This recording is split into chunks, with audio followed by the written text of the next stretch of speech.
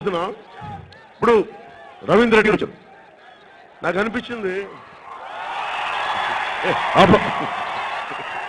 ఏదో నాకు క్రికెట్ లాగా తయారైంది. మీరు ఇస్తారో నేను పట్టుకుని ఆపండి. ఇప్పుడు రవీంద్ర రెడ్డి గారు లాంటి కడప మేయర్ వస్తే నాకు అనిపించింది నాలాంటి వాడికే ఒక్క నిమిషం ప్లీజ్ తమ్ముడు ప్లీజ్.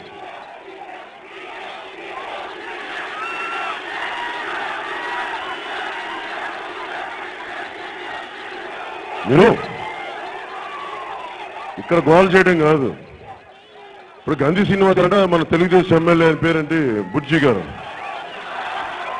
అంజిబాబు. ధైర్యంతో నడుపుతాం, తెగింపుతో నడుపుతాం. ఎవరు? గాంధీజీ గారు ఇచ్చిన ధైర్యం ఇది.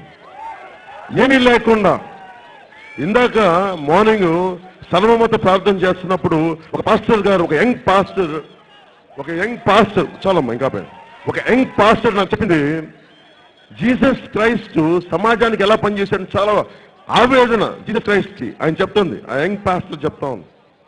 ఆయన చాలా బలమైన సోషలిస్ట్ జీసస్ క్రైస్ట్, బలమైన మార్క్సిస్ట్. అప్పుడు మార్క్సిజం అనే పదం లేదు, కానీ సర్వ మానవులను సమానంగా చూడాలని పోరాటం చేస్తున్నాడు. ఆ ప్రాసెస్ లో సిలువు కూడా కొట్టించేసుకున్నాడు. చంపేయని పర్లేదుగా, నేనైతే నా ధర్మాన్ని మాత్రం చెప్పాడు జీసస్ క్రైస్ట్.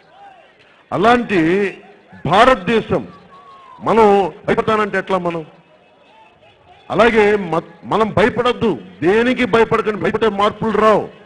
పవన్ కళ్యాణ్ భయపడితే ఈ రోజున జనసేన పుడుద్దు అనుకుంటున్నారా? ఇప్పుడు తెలంగాణలో పార్టీ పెట్టి నేను తెలంగాణ నాయకుల్ని పక్కాగా మాట్లాడాలంటే నాకు పిరికి వాడిది. నేను ఎక్కడ మాట్లాడగలండి? జగన్మోహన్ రెడ్డి గారు నమస్కారాలు పెట్టి అన్న అది కాదన్నా ఇదన్నా ఇదన్నా నేను చెప్పను. మాట్లాడతాను మర్యాదగా, పద్ధతిగా మాట్లాడతాను. పాసిబిలిటీ ఉందని చెప్పడానికి నేను ఈ రోజున మేము ముందున్నా. ఈ రోజున కేసీఆర్ గారు ఉన్నారు. నాకు ఒకటే ఏంటంటే భీమవరంలో ఇప్పుడు జగన్మోహన్ రెడ్డి గారు ఇందాక చెప్పిన నాకు వ్యక్తిగతంగా కోపాలేం లేవు. కాకపోతే ఆయన చుట్టుపక్కల ఉండేది ఉదాహరణ గంధి శ్రీనివాస్ గారు ఉంటారు. గంధి శ్రీనివాస్ గారికి మీరు అర్బన్ బ్యాంక్ పెట్టి మీరు మనుషుల్ని ఇబ్బంది పెట్టే మరి అలాంటి వాళ్ళు జగన్మోహన్ రెడ్డి గారు ఉన్నప్పుడు మంచి పాలన ఎలా వస్తుందండి? అలాగే మనకి మర్చిపోయాం సత్యం రామలింగరాజు గారండి పారిశ్రామికవేత్తని ఇబ్బంది పెట్టింది ఎవరంటే జగన్మోహన్ రెడ్డి గారు. మర్చిపోయాము మనంతా, భీమవరం ప్రజలందరూ మర్చిపోయారా?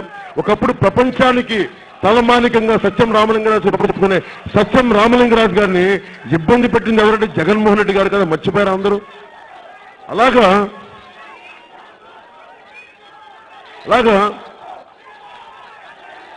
జగన్మోహన్ రెడ్డి గారికి కూడా సడన్ గా కేసీఆర్ గారు అంటే ప్రేమ వచ్చింది.